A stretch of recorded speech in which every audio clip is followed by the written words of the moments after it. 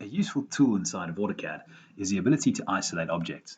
This lets us choose a specific piece of the drawing and to hide everything else. So in this example, we right-click on the data we want and choose Isolate Object.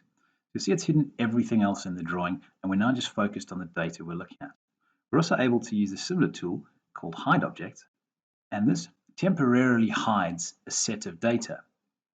So from here, we can undo our isolation by doing a right click and choosing End Object Isolation.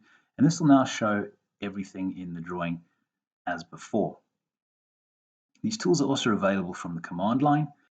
Typing in Isolate Objects will give us the same, and we can then hide objects by typing in Hide Object.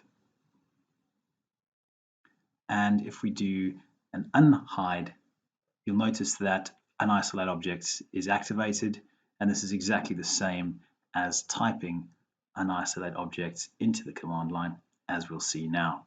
So here we type in unisolate object, and everything is shown again.